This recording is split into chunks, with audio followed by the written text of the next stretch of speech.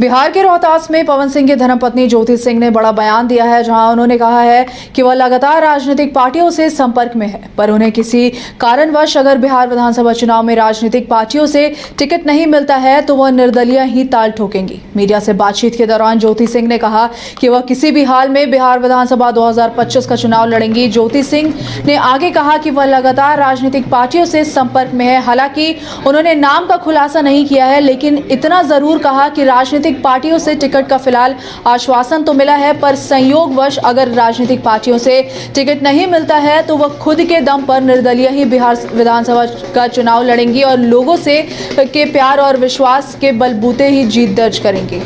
कैमूर में विधानसभा चुनाव को लेकर सरगर्मी तेज है। जैसे जैसे विधानसभा चुनाव नजदीक आ रहा है, वैसे वैसे क्षेत्र में नेताओं की सरगर्मी तेज हो रही है। बात करें मोहनिया विधानसभा सीट की तो यहां भाजपा नेताओं ने बगावत शुरू कर दी है। भाजपा नेता और जिला परिषद सदस्य गीता पासी ने वर्तमान विधायक संगीता कुमारी पर बड़ा आरोप लगाया है। उन्होंने पैसे लेकर संगीता कुमारी पर भाजपा में शामिल होने का आरोप लगाया। वहीं गीता पासी ने कहा है कि संगीता कुमारी राजद के टिकट से चुनाव जीती और भाजपा से पैसे लेकर भाजपा में शामिल हो गई। उन्होंने संगीता कुमारी पर दल बदल का आरोप लगाते हुए वहां से खुद की उम्मीदवारी घोषित कर दी है।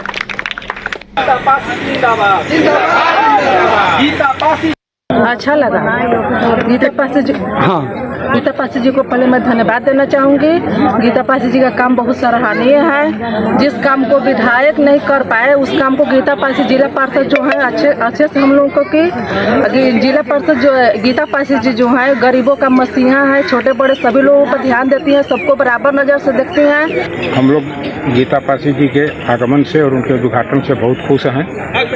इसके पहले हम लोग ने बहुत लोगों से इस बात को रखा था कि बहुत बिहार के विकास के लिए आप हमें कुछ अपने फंड से और इसमें दे करके काम कराइए, लेकिन लोग ये आए, शिलान्यास तक किए, लेकिन इसका कोई विकास नहीं कर पाए। बहुत खुशी है, कम से कम हमारे गांव में गीता पासी जी के द्वारा बहुत सारा कार्य किया गया, लेकिन ये विशेष कार्य है और ये इनका जो है मतलब हम लोगों का सपना था और इन्होंने जो है इसको पूरा किया, तो ये हम लोगों के लिए बहुत ही अच्छी चीज़ें हैं। आज तक किसी ने भी जो है इस पर ध्यान नहीं दिया। देखिए, जनता के बीच मैं चुनाव जीते या न जीते, लेकिन जनता के बीच में मैं हमेशा रहती हूँ। किसी के दुख में, किसी के सुख में कोई एक्सीडेंट हो जाता है, अदर स्टेट का भी एक्सीडेंट हो जाता है तो सबसे पहले मैं अस्पताल पहुँच जाती हूँ और मैं जीत के घर नहीं बैठती हूँ। मैं जीतने के बाद चुनाव जीती हो न जीतूँ, जनता के बीच हमेशा रहती हूँ। इसलिए मैं जनता सोच रही है कि इस बार गीता पासी को मैंने विधायक बनाया। तो क्या इस बार तैयारी है चुनाव की? तैयारी तो एकदम है, चुनाव तो लड़ेंगे हम। मैं आपको सासाराम तक खाना पानी दवा हर चीज़ का व्यवस्था जनता को किए। इसलिए मेरा मेहनत देख के जनता, मेरा व्यवहार देख के जनता, मेरा कर्मठ पर जनता हमको खोज रहा है क्षेत्र में कि गीता पासी। बहुत लोग विधायक बने, बहुत लोग एमपी बने, लेकिन मैंने जनता का सेवा की हूँ, इसलिए मुझे जनता खोज रही है कि गीता पासी रहेगी तो मोहनिया का विधानसभा का। भागलपुर नवगछिया देहरा क्षेत्र के दियारा इलाकों में किसानों को डराकर फसल लूटने और आपराधिक घटनाओं को अंजाम देने में शामिल कुख्यात अपराधी रंजीत मंडल को पुलिस ने गिरफ्तार कर लिया। अपराधी के पास से अवैध हथियार बरामद किए गए हैं। वहीं रंजीत मंडल ने 24 जून को नाथनगर निवासी बुटका मंडल की हत्या में भी अपनी संलिप्तता स्वीकार की है। इसके साथ ही मिनीगन फैक्ट्री का भी खुलासा किया है। बताया जा रहा है रंजीत मंडल वर्चस्व बनाने के लिए हथियार भी बनाता था।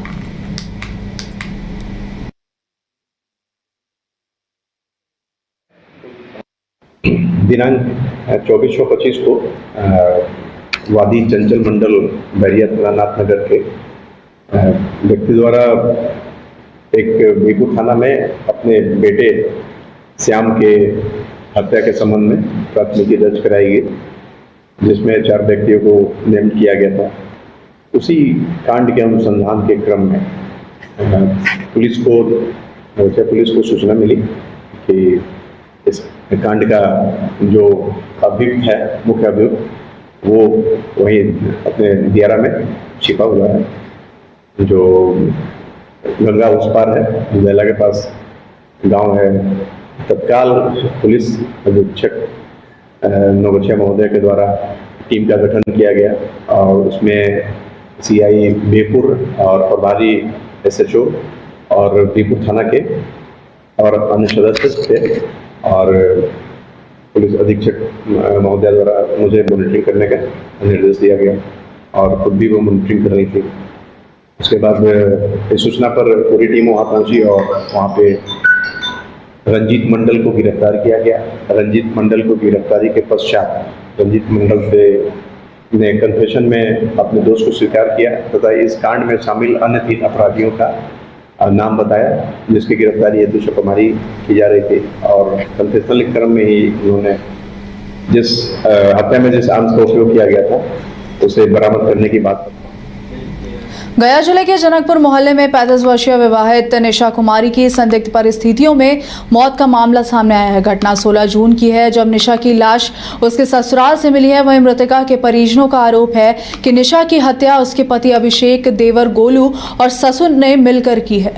कारण निशा के 2 बेटियां होने के बाद बेटा ना होने पर प्रताड़ना और लगातार दहेज की मांग। नालंदा के मयूरिया मोहल्ला निवासी निशा की शादी 2015 में अभिषेक से हुई थी। वहीं परिजनों के अनुसार शादी में 12 लाख रुपए खर्च हुए थे, लेकिन कुछ समय बाद से ही निशा को बेटे ना होने के कारण प्रताड़ित किया जाने लगा। परिजनों को देवर गोलू ने फोन कर बताया कि निशा ने जहर खा लिया है, लेकिन जब वे पहुंचे तो निशा की लाश मिली। गले पर निशान, शरीर पर चोटें, कटे कपड़े और एक संदिग्ध चिट्ठी जिसे सुसाइड नोट बताया गया है। मृतका की मां और बच्चियों ने आरोपियों की गिरफ्तारी की मांग की है, लेकिन अब तक कोई गिरफ्तारी नहीं हुई है।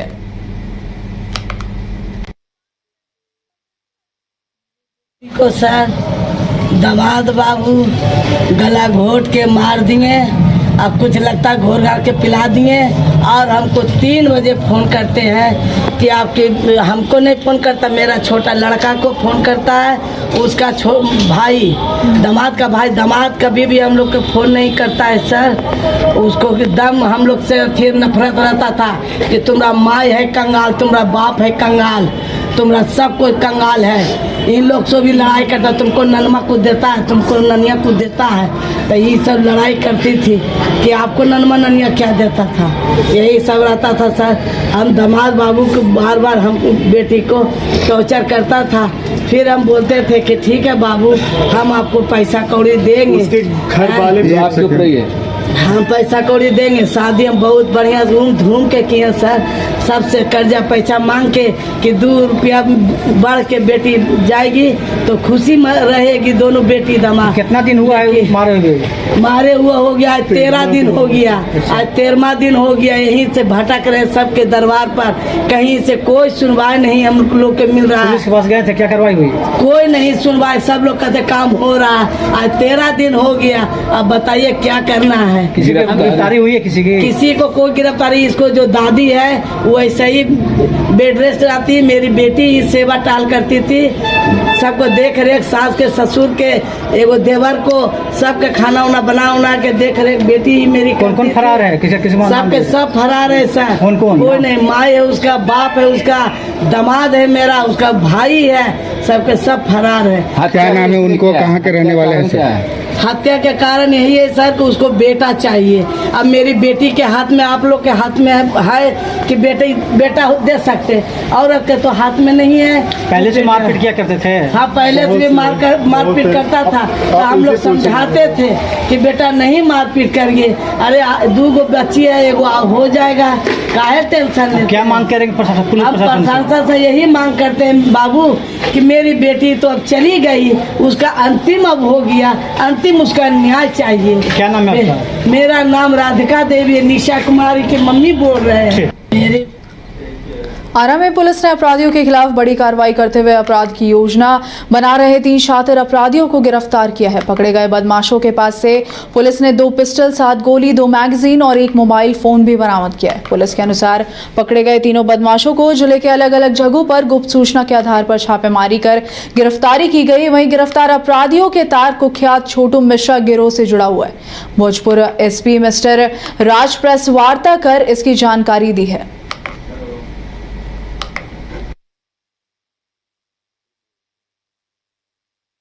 सूचना के आधार पर कुल 3 अपराधियों को गिरफ्तार किया गया है। इसके पास से 2 पिस्टल, जिसमें से एक 9mm का पिस्टल है जो कि देसी पिस्टल है, दूसरा एक देसी पिस्टल को बरामद किया गया है। कुल 7 कारतूस, जिसमें से एक 9mm का कारतूस है, कुल 4 मैगजीन और 2 मोबाइल। ये अपराधियों का नाम अमन कुमार पिता विजय शंकर कुमार, जो कि नथमलपुर थाना बरहरा, लेकिन वर्तमान में ये धरहरा के पास रामबाग गांव में, रामबाग मोहल्ले में रहता था। ये पूर्व से एक इसका पूर्व आपराधिक इतिहास है। आर्म सेट के मामले में ये पूर्व में एक बार जेल भी जा चुका है, जिसमें इसके द्वारा गोली चलाई गई थी। दूसरा एक है गोलू उर्फ दिनेश कुमार, यह धनछुआ थाना चौरी, अब वर्तमान में रामबाग धरहरा के पास में रह रहा था। इसके पास एक देसी पिस्टल। और तीसरा अपराधी अमन पाठक पिता संजय पाठक, जो कि आनंद नगर का रहने वाला है।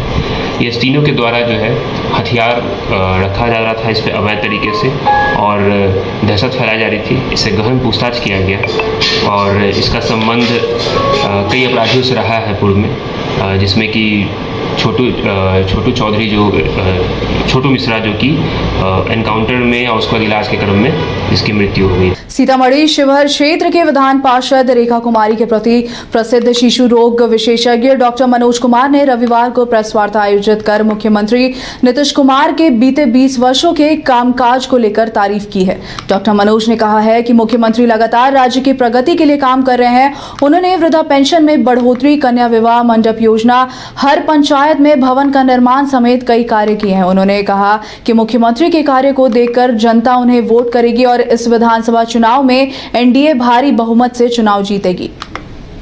भारतीय जनता पार्टी, हम रालोमा और लोजपा रामविलास, तो सभी एकजुट गठबंधन हो के हम लोग चुनाव की तैयारी कर रहे हैं और संभवतः नवंबर 2025 में चुनाव होना है। और हम लोगों का जो टारगेट है कि इस बार भारी बहुमत से बिहार में एनडीए की सरकार बनानी है, और हम लोग का ये नारा है कि 2025। पूर्णिया पुलिस ने विदेशी शराब की बड़ी खेप पकड़ी है। यह शराब कंटेनर ट्रक के अंदर रेफ्रिजरेटर में रखा गया था। पूर्णिया एसपी स्वीटी शरावत ने बताया कि शराब असम से पूर्णिया के रास्ते दरभंगा में किसी बड़े तस्कर को डिलीवरी देना था, जिसकी सूचना उन्हें मिली थी कि वाहन चेकिंग के दौरान जलालगढ़ की पुलिस ने इस ट्रक को पकड़ा तो ट्रक के अंदर से 7,000 लीटर से ज्यादा विदेशी महंगी शराब मिली है। साथ ही ट्रक के चालक और खलासी, जो उत्तर प्रदेश के रहने वाले हैं, उसे भी गिरफ्तार कर लिया गया। उन्होंने बताया कि ट्रक में कई अन्य प्रदेशों के भी नंबर प्लेट रखे गए थे, जिसका उद्देश्य अलग अलग प्रदेश में नंबर बदलकर गाड़ी पार कराना था। उन्होंने आगे कहा कि जल्द ही इस मामले में मुख्य आरोपी को गिरफ्तार कर लिया जाएगा।